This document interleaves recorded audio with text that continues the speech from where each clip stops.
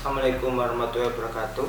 Saya Susiono Adi Saputro, NIM 1714321 Saya dari Universitas Bhayangkara Surabaya, Teknik Informatika. Hari ini saya akan menjelaskan tentang mata kuliah Techno Entrepreneurship. Saya akan menjelaskan tentang goal setting. Banyak orang di dunia ini yang memiliki impian untuk memiliki presentasi atau sesuatu yang berharga baginya, tapi hanya sedikit yang berhasil dari mereka yang bisa mewujudkan mimpinya tersebut. Sebagian besar masih hanya berkhayal dan menjalani hidupnya apa adanya. Begitu monoton, hidupnya membosankan. Faktanya lebih dari 70% orang atau 7 di antara 10 orang yang gagal dalam meraih mimpinya. Kenapa begitu? Kenapa masih dapat tampak begitu murah bagi mayoritas orang-orang? Salah satunya pemicunya karena kita lupa merumuskan life goals yang jelas. Dalam paparan kali ini kita akan mencoba melacak pentingnya menyusun goal setting yang jelas. Seperti halnya impian yang mampu membangun reaksi tidur yang raksasa tidur yang ada di dalam diri kita. Goal akan terus mendayung segenap kemampuan yang diperlukan untuk mencapai apa yang kita inginkan. Dengan adanya goal, kita bisa membuat hidup kita lebih hidup. Goal adalah bensin motivasi kenapa kita hidup di dunia ini, yang bisa terus mendorong kita untuk mengeluarkan seluruh kemampuan terbaik demi mencapainya.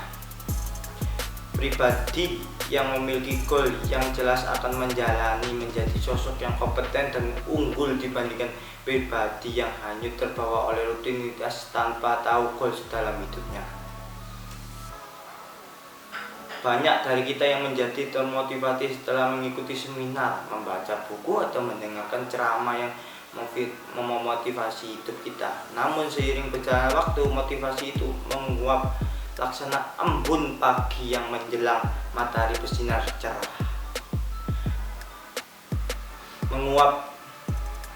Penguapan dari motivasi mereka adalah karena mungkin kita tidak memiliki goal agung. Mulai dari sertifikat, goal berfungsi untuk menyetel, kemudian motivasi yang sudah melemah dalam hidup Anda. Jika Anda memiliki goals yang mulia dan dalam kondisi jenuh, maka ingatlah kembali goals. Mulailah Anda bayangkan dengan detail serta melibatkan segenap emosi, lalu lakukan gerakan aktivitas seperti meloncat-loncat misalnya. Maka itu akan membuat Anda menjadi lebih bersemangat, sebab tubuh yang aktif dan bergerak akan membuat sel otak kita akan mekar. Di era online ini tidak susah untuk menemukan beragam ilmu dan informasi. Pasokan informasi begitu melimpah, dengan mudah Anda menyimpan ribuan keping informasi itu dalam otak Anda. Sayangnya, ribuan keping itu dan informasi yang menumpuk dalam otak kita ancap tidak diperhatikan dengan konsisten atau bahkan tidak sama sekali. Apa sih membuat segudang ilmu informasi itu tidak dipraktikkan dengan baik? Karena kebanyakan orang tidak memiliki goals yang jelas. Goals yang jelas membantu kita untuk memperakit ilmu apa saja yang perlu dilakukan. Kesalahan yang dianut oleh kebanyakan orang adalah mencari ilmu terlebih dahulu sebelum menetapkan goalnya. Sekali lagi, wahai bagi Anda yang masih terhanyut dalam era informasi yang overload, tetaplah dulu goals Anda dan baru tentukan apa yang harus Anda pelajari dan praktekkan. Goals membuat Anda yang kita pelajari bisa dipraktikkan.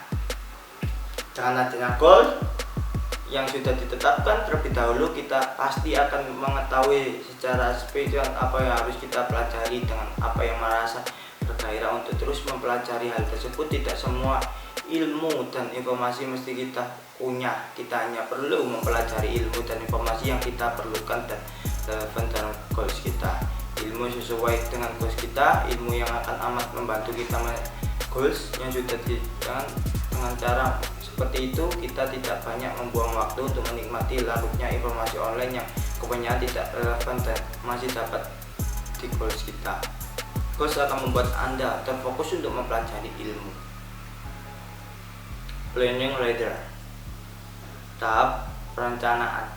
Dalam tahap perencanaan, para guru yang terbangun dalam lesson studi berkolaborasi untuk menyusun RPP, mencerminkan pembelajaran yang berpusat pada siswa. Perencanaan diawali dengan kegiatan menganalisa kebutuhan saat pembelajaran seperti tentang kompetensi dasar, cara pembelajaran siswa, kekurangan fasilitas sarana belajar sebagai sehingga dapat diketahui berbagai kondisi nyata akan digunakan kepentingan pembelajaran. Selanjutnya, cara bersama-sama pula dicarikan solusi untuk memecahkan segala permasalahan, ditemukan kesimpulan dalam hasil analisis kebutuhan dan permasalahan menjadi bagian harus dipertimbangkan dalam penyusunan RPP, sehingga RPP menjadi sebuah perencanaan benar-benar sangat matang di dalam sanggup mengantisipasi segala kemungkinan yang akan terjadi selama pelaksanaan pembelajaran, baik pada tahap awal, tahap inti sampai dengan tahap akhir pembelajaran.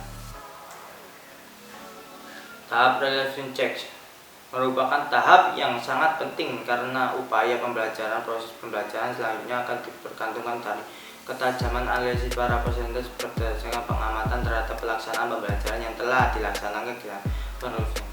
Dilakukan dalam bentuk diskusi yang diikuti seluruh peserta lesson studi, dipandu oleh kepala sekolah atau peserta lainnya.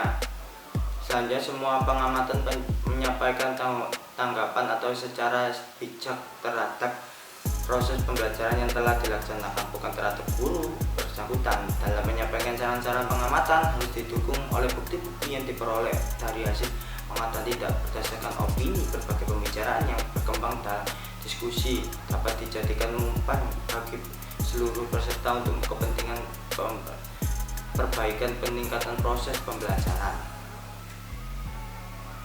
Tahap tidak lanjut dari revisi dapat diperoleh sejumlah pengetahuan baru atau keputusan-keputusan penting digunakan perbaikan dengan peningkatan proses pembelajaran, baik pada tataan individu maupun mengarah pada tataan individu. Berbagai temuan yang masukkan ABC sukses. Mindset adalah sebuah pola pikir seseorang dalam memandang sebuah permasalahan yang ada. Mindset adalah sebutan lain dari pola pikir. Mindset terdiri dari dua kata, yaitu mindset adalah mind dan set. Mind adalah sumber dari pikiran hingga pusat dari kecerdasannya, memiliki hasil sebuah pemikiran, perasaan, sebuah ide, pendapat, bagaimana menyimpulkan sebuah pengetahuan dan ingatan. Present atau praktek. Sesudah kita mempunyai mindset dan ide, sebuah usaha harus dipraktekkan agar ide dan mindset kita tidak hanya menjadi wacana saja. Skill dan attitude ketiga hal ini mungkin sudah tidak asing di kita dengar, di mana knowledge berarti pengetahuan, skill artinya keterampilan, dan attitude adalah sikap. Knowledge, skill, dan attitude adalah tiga kompetensi yang sudah seharusnya dimiliki oleh setiap orang. Namun apa jadinya jika kita tidak? Hal tersebut tidak semuanya dimiliki oleh setiap individu. Pembahasan kali ini akan membahas lebih dalam bagaimana pentingnya kombinasi ketiga hal ini, terutama dalam dunia kerja. Sebelum mari kita ulas mengenai pendapat para ahli. Aset adalah segala sesuatu yang milik kita. Aset adalah sesuatu milik kita yang bisa memasukkan uang secara rutin ke kantong kita, seperti saham, deposit, surat berharga lainnya, real estate, dan kos-kosan. Bisnis yang diurus oleh orang lain dan properti dan tanah, seperti investor juga itu aset. Beban adalah segala sesuatu yang menyebabkan kita harus mengeluarkan uang, contohnya beban misalnya rumah yang kita tinggali, karena kita tiap hari harus mengeluarkan listrik, uang listrik, uang buat benerin rumah, mobil yang kita pakai, sepeda motor juga itu adalah beban karena kita beli bensin dan menyurat-nyuratkan surat sepeda. Segala sesuatu yang mengeluarkan uang itu adalah beban. Aset dan beban ini seperti ini. Perusahaan, pemasukan, aset, saham, real estate, bisnis, ternak, lahan produksi. Seperti pengeluaran, ini beban. Rumah dan mobil itu termasuk beban.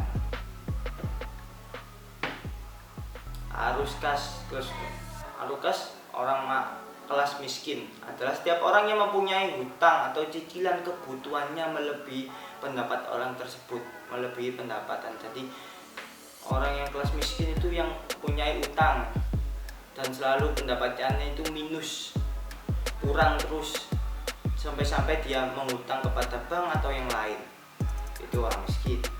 Arus kas kelas flow orang kelas menengah. Orang adalah setiap orang yang tidak mempunyai beban atau hutang dan tidak minus pendapatannya dari kebutuhannya. Jadi dia monoton terus, kebutuhan sama pendapatannya itu enggak sampai minus dan tidak sampai yaitu bertambah tabungannya, jadi stabil terus. Ya seperti itu kelas menengah. Harus kelas kaya adalah setiap orang pendapatan atau penghasilannya melebihi kebutuhannya. Jadi dia punya investor seperti itu disebut dengan kelas orang kaya. Selalu uangnya itu pendapatannya itu dari kebutuhannya itu melebihi. Seperti itulah. Paspor terdapat ke dalam dua bagian, yaitu sistem sebagai kiri di tempat dan S sebagai kanan sebagai dudukan big business B dan investor I adalah orang-orang menghasilkan uang di pekerjaan pada orang lain atau bekerja di sebuah perusahaan. Mereka bisa mendapatkan gaji bulanan sebagai upah mereka bekerja sesuai dengan telah disepakati oleh bersama.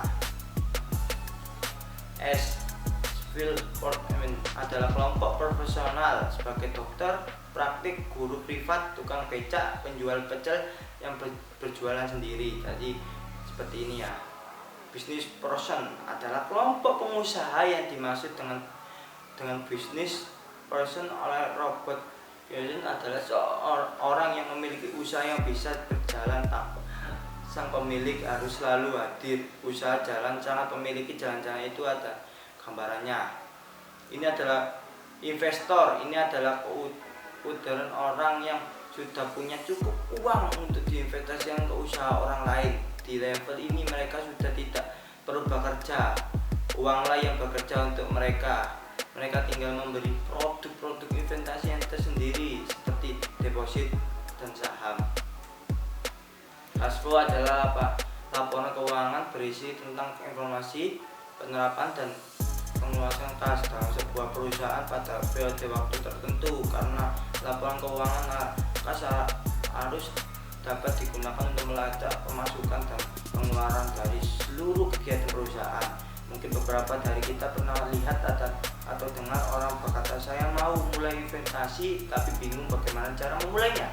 Saya tidak tahu bagaimana dengan Anda, namun rata-rata orang di luar sana juga kebingungan. Dan ketika pembicaraan tentang investasi, yang mereka tahu hanyalah investasi ke saham, padahal saham hanyalah satu dari sekian banyak jenis aset kelas dalam investasi di luar sana. Jika Anda pernah merasa demikian atau bahkan sudah lumayan berpengalaman sekalipun, artinya ini cocok untuk tingkat pengetahuan Anda lebih dalam lagi tentang jenis aset kelas yang bisa Anda investasikan. Posisi di saat ini saya hanya jadi pegawai. Posisi di saat ini hanya jadi pegawai, tapi di saat 5 tahun ke depan saya harus menjadi pengusaha dan mempunyai investasi dan menjadi investor. Seperti itu. Sekian dan terima kasih presentasi Techno Entrepreneurship hari ini. Wassalamualaikum warahmatullahi wabarakatuh.